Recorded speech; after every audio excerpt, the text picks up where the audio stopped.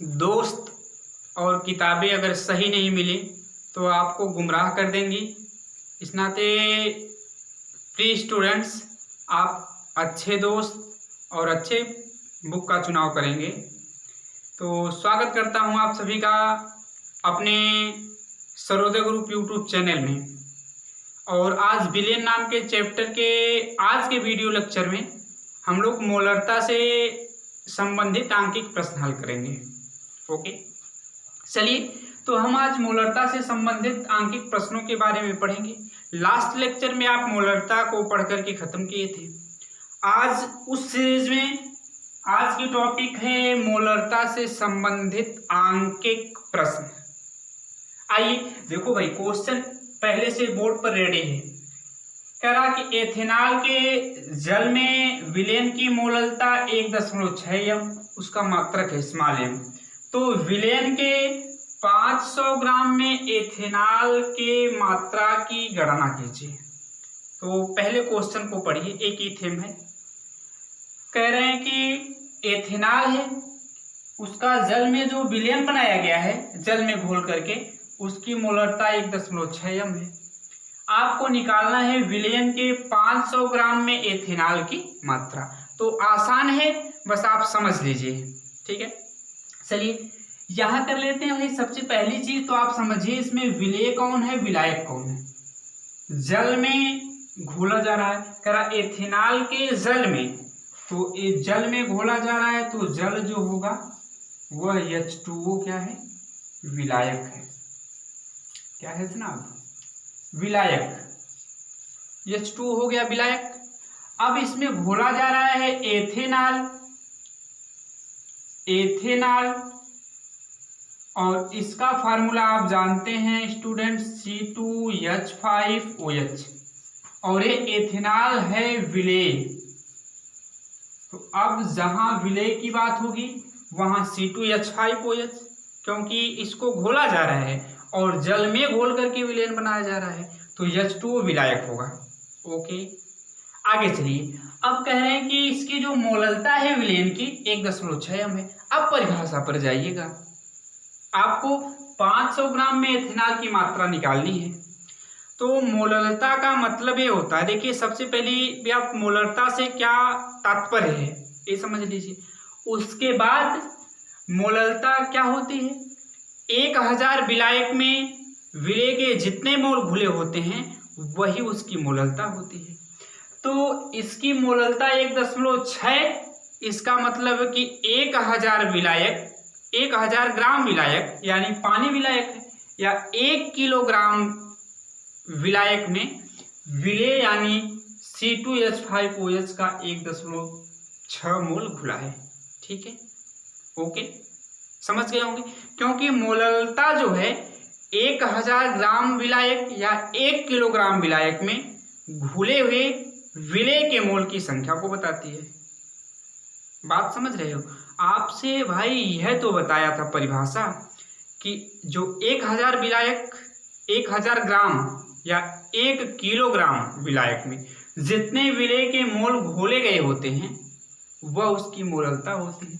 तो एक की मोलरता 1.6 m है। इसका मतलब कि विलायक के 1000 ग्राम में या 1 किलोग्राम में विलेय का यानी C2H5OH का 1.6 मोल घुला है। चलिए लगाते हैं इस क्वेश्चन को। बेहद आसान है, बस आप समझिए। कहेंगे सब तो कहते हैं आसान है, समझ में एक भी नहीं आता है। तो आप वीडियो को देखिए, लगाने का तरीका समझिए, रिवीजन करिए, सब सॉल्व कर लेंगे, कोई समस्या नहीं होगी। आइए, एथेनॉल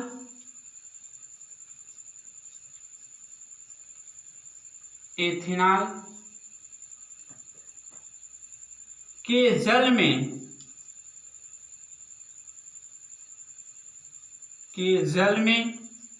मोलरता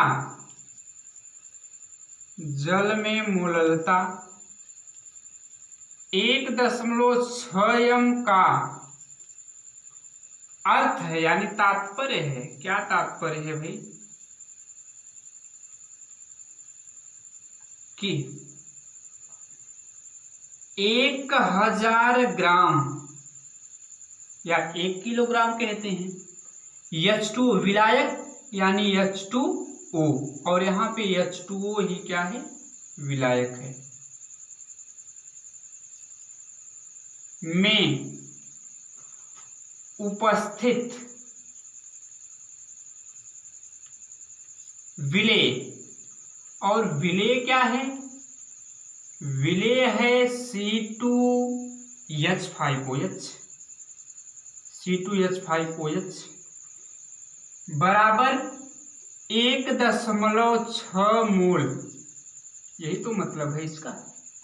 अब देख लो भाई, मोल से आप विलेय की मात्रा निकाल सकते हो और विलायक की मात्रा पता है, तो विलेय की मात्रा प्लस विलायक की मात्रा पूरे विलयन की मात्रा निकल जाएगी। अब उतना विलयन में जो आप इसकी मात्रा निकालेंगे इतना ग्राम उपस्थित होगा, तो फिर आप 500 ग्राम विलयन में निकाल लेंगे कितना ग्राम C2H5OH उपस्थित होगा। और एक बात क्लियर करिएगा, 500 ग्राम विलयन में 500 ग्राम विलायक नहीं कह रहा है, 500 ग्राम विलयन में एथेनॉल की मात्रा की गणना करनी है, 500 ग्राम विलायक में नहीं, विलयन में, क्लियर करिएगा। अब आप निकाल लीजिए भाई C2H5OH की मात्रा, या तो सिर्फ ऐसे लिखे C2H5OH का मोल, और यह मोल N बराबर होता है C2H5OH की मात्रा, यह विलेय है तो विलेय की मात्रा को स्मॉल w से दिखाते हैं, बटे C2H5OH का अणुभार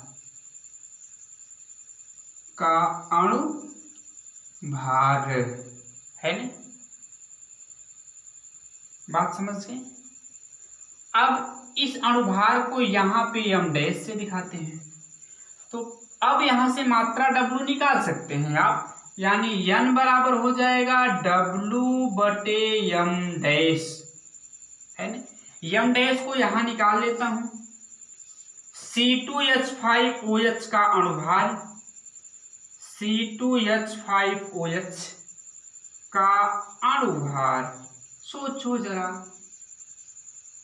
दिमाग लगाओ, बहुत बार अणुभार निकाले हो, जितने परमाणु उपस्थित हैं सबके परमाणु के परमाणु भारों को जोड़ दीजिए, अणु का अणुभार आ जाएगा। आइए तो m' बराबर लिखते हैं, कार्बन 2 बार तो 2 गुणे 12, हाइड्रोजन 5 एक 6 बार तो 6 गुणे 1, और ऑक्सीजन 1 बार तो 16, और 12 दुना के 24, 36, 10 40, 6 46, यानी m' का मान आ गया 46।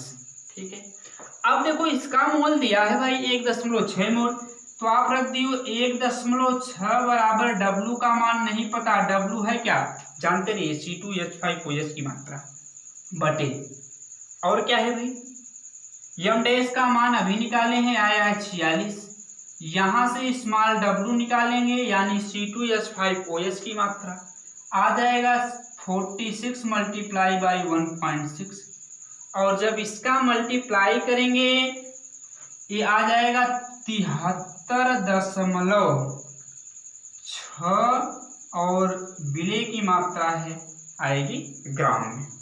ठीक है, तो ये विलेय की मात्रा है कि विलयन में विलेय यानी C2H5OH की मात्रा कितनी घोली गई है ना, ये विलेय की मात्रा, और मोललता है तो विलायक की मात्रा 1000, तो विलयन की मात्रा जब आप निकालेंगे, किसकी मात्रा यहां लिखता हूं, विलयन की मात्रा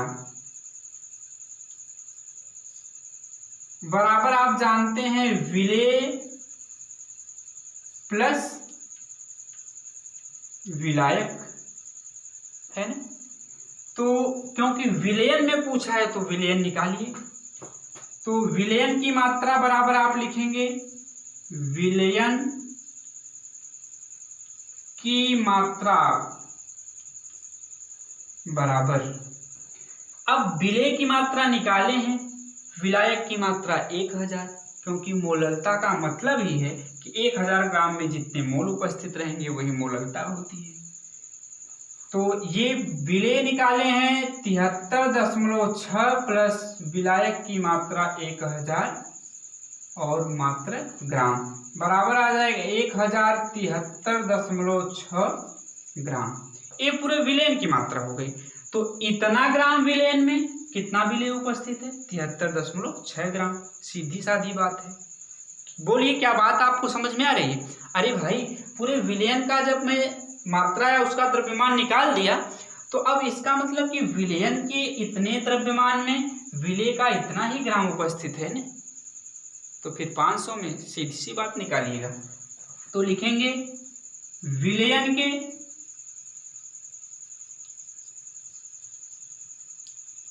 1073.6 ग्राम में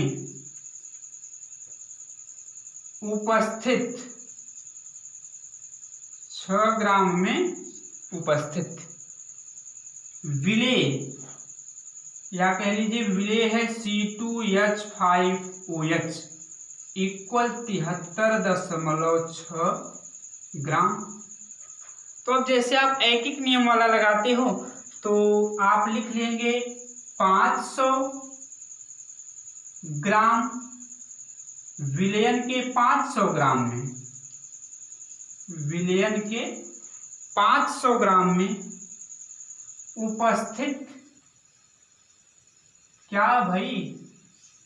C2H5OH इक्वल, अब एक के लिए निकालते तो आप लिखते 73.6 बटे 1000, 73.6 गुणे 500 टोटल हो गया। आप इसी को सॉल्व कर लीजिएगा। सॉल्व करने के बाद जो आएगा वही आपका आंसर है। अरे भाई, इतना तो कर ही सकते हैं, इतना मत आलसी बन जाइए। आपको अब मल्टीप्लाई और डिवाइड करना है, सिर्फ कैलकुलेशन करना है।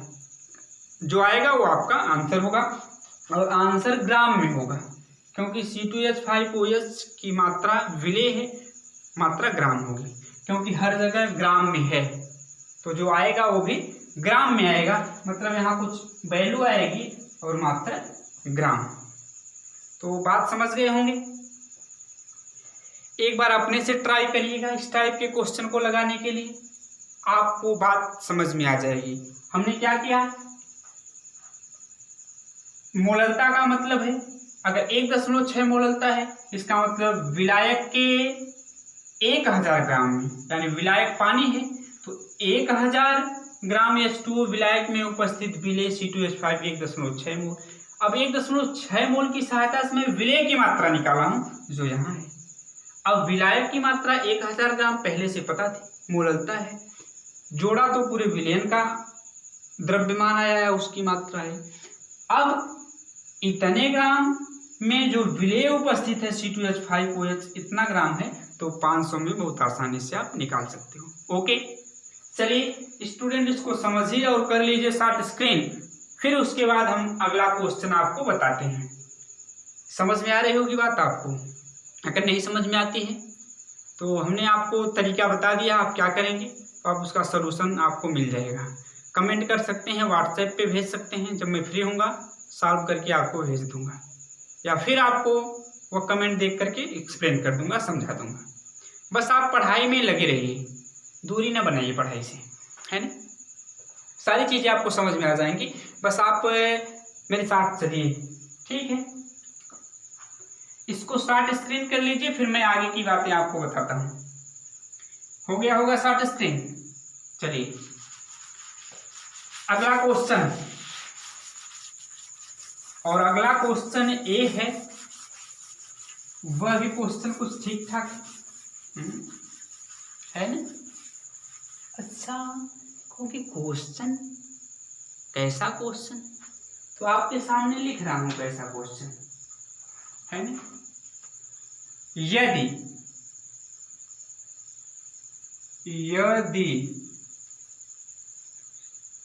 5 ग्राम एसिटिक अम्ल, एसिटिक अम्ल 5 ग्राम एसिटिक अम्ल को 1 लीटर एथेनॉल, अभी लिख के आ रहा हूं, एथिल अल्कोहल C2H5OH में घोला गया,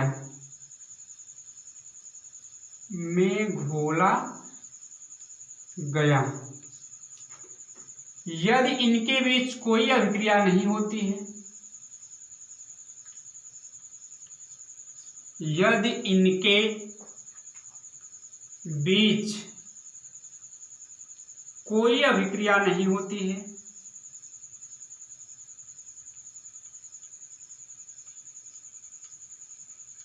इनके बीच कोई अभिक्रिया नहीं होती है,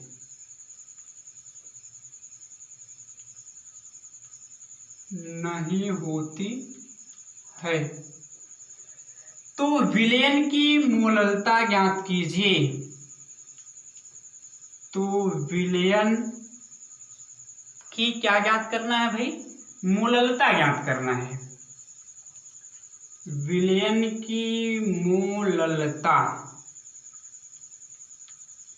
विलयन की मोललता ज्ञात कीजिए।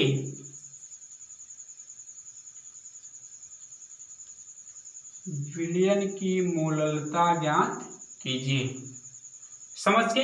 हाँ, एक चीज और दिया रहेगा, DC2H5OH यानी C2H5OH की डेंसिटी दिया है 0.789 ग्राम पर मिलीलीटर, ग्राम पर मिलीलीटर।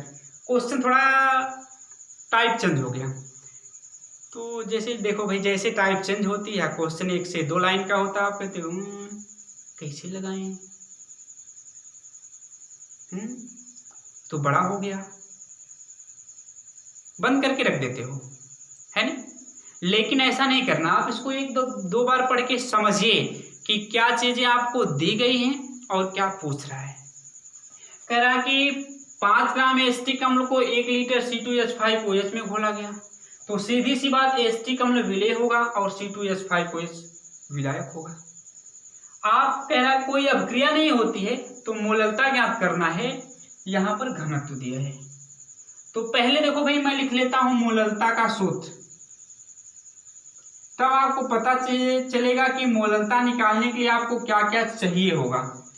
मोललता बराबर विलेय, पहली बात तो ये जान लीजिए कि इसमें जो विलेय है, यहां बना देता हूं, C2H5OH जो है ये विलायक है। क्या है? विलायक है ना? क्योंकि इसमें घोला जा रहा है, और ये जो एसिटिक अम्ल जिसका फार्मूला CH3COOH होता है, फार्मूला CH3COH एथेनोइक अम्ल भी होता है, यह काम करेगा विलेय का, यानी यह यहाँ पे क्या है? विलेय है ना? मोललता का सूत्र विलेय के मोलों की संख्या, यानी CH3COH के मोलों की संख्या, CH3COOH का मोल बटे, आप जानते हैं विलायक की मात्रा, अगर ग्राम में होगी तो गुणे 1000, किलोग्राम में होगी तो गुणा 1000 नहीं करेंगे। अब नीचे लिखेंगे C2H5OH ये विलायक है का द्रव्यमान। बात समझ में? अब चलिए देखते हैं, अगर ग्राम में आएगा तो 1000 से गुणा कर देंगे, किलोग्राम में आएगा तो गुणा नहीं करेंगे। तो कुल मिला के आपको CH3COH का मोल चाहिए और C2H5OH का द्रव्यमान चाहिए। दो चीजें अगर आपके पास अवेलेबल हैं, उपलब्ध हैं, या आप निकाल सकते हो किसी प्रकार से, तो आप मोललता की गणना कर लोगे भाई। और बगैर इनके, बिना इनकी सहायता से आप कदापि मोललता नहीं निकाल पाओगे। तो पहले देखो CH3COH का मोल निकालेंगे। तो CH3COH की मात्रा 5 ग्राम दिया है और उसका अणुभार भी निकाल सकते हैं, तो ये तो आसानी से निकल जाएगा। चलिए जो दिया है लिखिए, CH3COH की मात्रा, और ये विलेय है भाई, ये बात जानते रहिए, यह विलेय है, तो विलेय की मात्रा को स्मॉल w से दिखाते हैं, बराबर क्या हो जाएगा 5 ग्राम है, ठीक है। अब इसका आयतन दिया है, किसका, C2H5OH का। आयतन की सहायता से पहले आपको C2H5OH का द्रव्यमान निकालना होगा। हाँ, एक चीज आपको चाहिए, CH3COH का मोल, तो पहले मोल निकाल लेते हैं। तो CH3COH का मोल निकालने के लिए इसका अणुभार चाहिए, क्योंकि CH3COOH का मोल बराबर भार बटे अणुभार, किसका, CH3COH का भार बटे CH3COH का अणुभार। अणुभार निकालते हैं तो इसको ऐसे लिख लीजिए, 1 2 कार्बन लिखिएगा, अणुभार निकाल लीजिए, C2 3 1 4 H4O2, ये इसका अणुसूत्र हो गया, का अणुभार बराबर क्या लिखोगे भाई, 2 बार कार्बन, तो 2 गुणे 12 प्लस 4 गुणे 1 प्लस 2 गुणे 16, 16 गुना के 32 और 32 4 36 और 36 12 गुना के 24, 36 24 जोड़ेंगे, ये आ जाएगा 60, यानी इसका अणुभार कितना भाई 60। तो इसका मोल आ जाएगा 5/60, है ना, 5/60। इसको हल करना चाहते हैं तो 1/12, इतना आ गया इसका मोल। चलिए अब आपको क्या करना है, C2H5OH का द्रव्यमान निकालना है, घनत्व तो दिया है, तो उसके बाद आप काम करिएगा यहाँ, है ना, क्योंकि फार्मूला रहने दीजिए, अभी वही रखूंगा। तो आप जानते हैं भाई C2H5OH का घनत्व दिया है, तो आप द्रव्यमान निकाल सकते हैं। C2 आप ऐसे लिख लीजिए, D C2H5OH, यानी इसका घनत्व बराबर इसका द्रव्यमान mC2H5OH बटे, है ना, क्या, आयतन, ठीक है, V लिख लीजिए, ठीक है।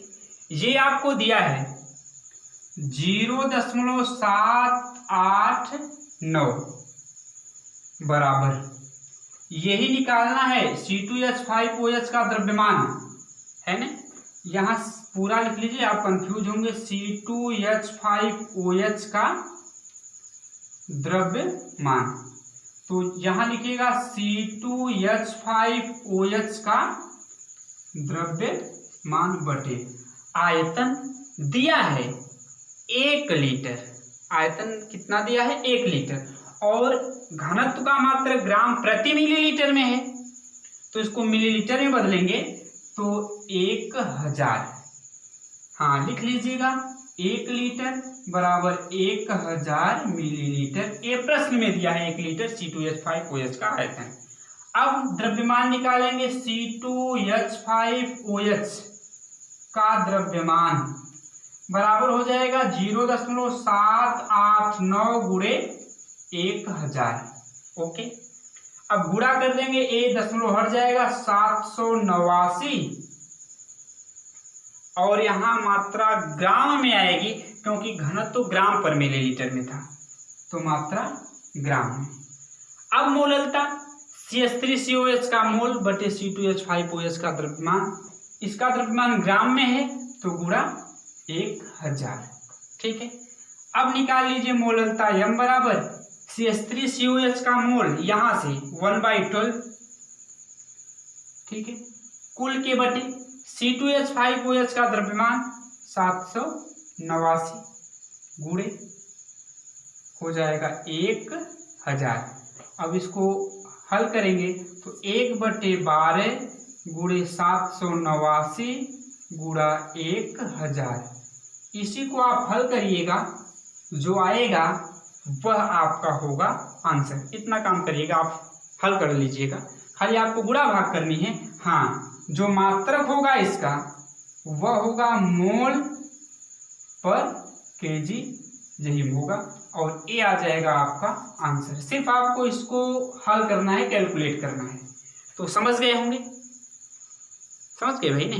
तो आज अगर समझ गए तो होमवर्क के तौर पे मैं एक क्वेश्चन आपको दूंगा, जिस क्वेश्चन को आपको सॉल्व करना होगा। तो अगर आप इसको समझ गए मेरे प्यारे बच्चे, तो आप इसको करिए शॉर्ट स्क्रीन समझने के लिए, और नोट्स पर जरूर लगाइएगा क्वेश्चन। अपने से कोशिश करिए लगाने का। सिंपल सी बात, क्वेश्चन को 1-2 बार पढ़ के समझिए क्या दिया है, क्या पूछ रहा है। फिर उसके हिसाब से आप एक सिस्टमेटिक ढंग से फार्मूला रखिए, रख करके सॉल्व करेंगे, आंसर सही आएगा। तो उसके तरीके को समझिए कि कैसे लगाया जा रहा है क्वेश्चन। ओके, ठीक है। तो कर लिए होंगे शॉर्ट स्क्रीन। अब आपको होमवर्क दूंगा।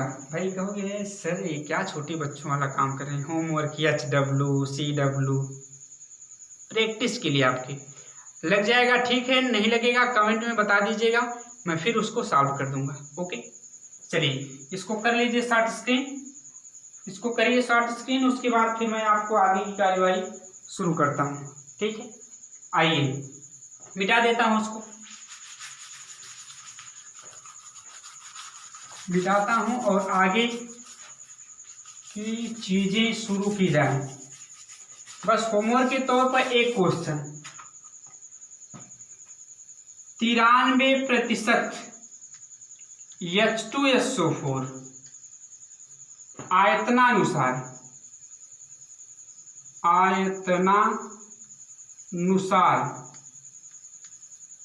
आयतन के अनुसार है, यानी आयतन प्रतिशत है।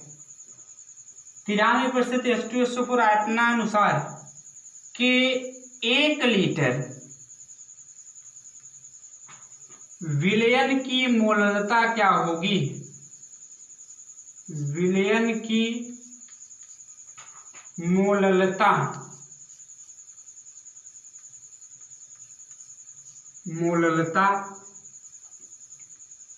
क्या होगी?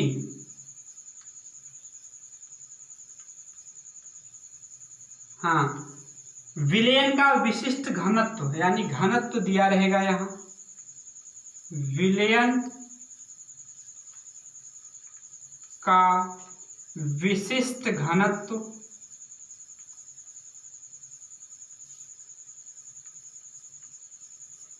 बराबर 1.84 ग्राम पर मिलीलीटर।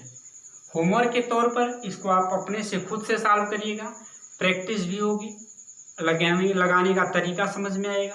अगर नहीं लगेगा तो मैं बताऊंगा, एकदम परेशान होने की जरूरत नहीं है। लेकिन जैसे जैसे बताया हूँ आप समझ के करेंगे, कर लेंगे, ठीक है। जाते जाते एक अंतिम बात बता रहा हूँ कि जो मोललता होती है वह ताप से प्रभावित नहीं होती है। क्यों नहीं होती है? क्योंकि उसमें आयतन का पद नहीं है भाई, विलायक की मात्रा हर में है, और विलायक की मात्रा कितना हो तो आप बदल दें, घटा दें, बढ़ा दें, लेकिन अगर 10 किलोग्राम है तो 10 किलोग्राम रहेगी, उसकी मात्रा तो बदलेगी नहीं। इस नाते मोललता और मोलरता में फर्क ये है कि मोलरता ताप बदलने से बदलती है, क्योंकि वहाँ आयतन का पद है।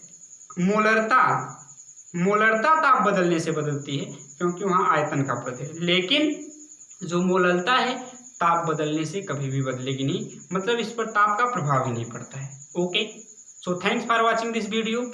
इस क्वेश्चन को जरूर सॉल्व करके बताइएगा, और फिर आपसे मिलते हैं नेक्स्ट वीडियो लेक्चर में। तब तक के लिए धन्यवाद। Bye bye students.